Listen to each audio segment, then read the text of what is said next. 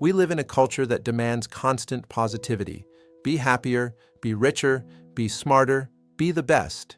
But here is a strange, uncomfortable truth. The desire for more positive experience is, in itself, a negative experience. And paradoxically, the acceptance of one's negative experience is, in itself, a positive experience. This is the core premise of Mark Manson's breakout book, The Subtle Art of Selective Caring. The title sounds like a manifesto for apathy, but it's exactly the opposite. It's a book about selective caring. You see, you have a strictly limited amount of energy and attention in your life.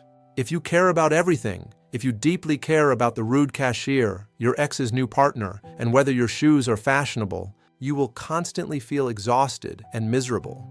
This isn't about being indifferent. It's about becoming incredibly comfortable with being different, stone cold, and strictly auditing where your mental energy goes.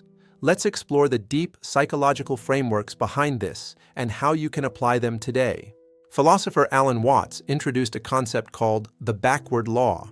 It states that the more you pursue feeling better all the time, the less satisfied you become, because pursuing something only reinforces the fact that you lack it in the first place. Imagine two people.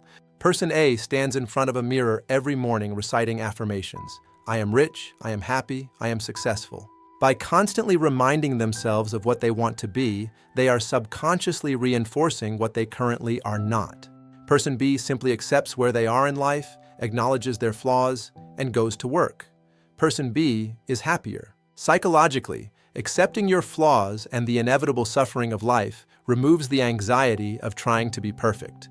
Once you stop forcing happiness, it naturally arises. If you enjoy unpacking practical psychological frameworks from books like this, consider liking the video and subscribing to the channel. It helps us bring more deep insights to you every week. A dangerous misconception about happiness is that it equals a life without problems. But biologically and psychologically, that's impossible. Happiness is not the absence of problems. Happiness comes from solving problems. If you want to be a successful entrepreneur, you have to want the risk, the late nights, and the failures. If you want a great physique, you have to want the sweat, the soreness, and the strict diet. You cannot only want the reward, you must choose your struggle. When you find a struggle that you actually enjoy engaging with, you have found your purpose. Let's look at the divide between fault and responsibility. Here is a profound mental model. Fault is past tense. Responsibility is present tense. If someone rear-ends your car at a red light, it is entirely their fault. But it is now your responsibility to deal with the insurance, fix your car, and manage your anger. We often avoid responsibility because we confuse it with fault. We think, it's not my fault the economy is bad. That may be true, but it is still your responsibility to navigate it. Blaming others gives away your power. Taking responsibility takes your power back. Most people operate on a flawed psychological timeline. They believe they need emotional inspiration to generate motivation, which then leads to action. But action isn't just the effect of motivation, it's the cause of it. If you lack motivation to make a change, don't sit around waiting for inspiration to strike. Just do something. Make the smallest possible action. If you need to clean your whole house, commit to cleaning just one drawer. The completion of that small action creates a feedback loop of momentum. How do we apply this? You must conduct a values audit. Mark Manson points out that our problems are largely determined by our values. Poor values are external, reliant on others, and uncontrollable. Examples include trying to be liked by everyone, making $1 million by age 25, or never feeling awkward.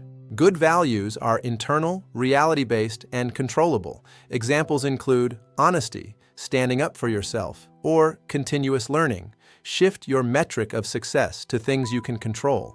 Your exercise. Write down the top 3 things causing you stress. Ask yourself, what underlying value is driving this?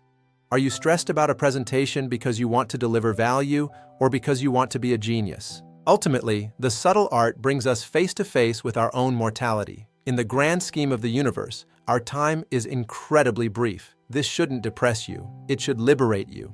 Knowing that you will one day die is the ultimate permission to stop caring about trivial nonsense.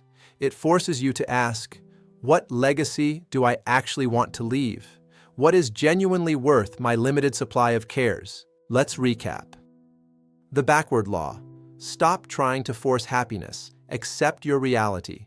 Choose your struggle.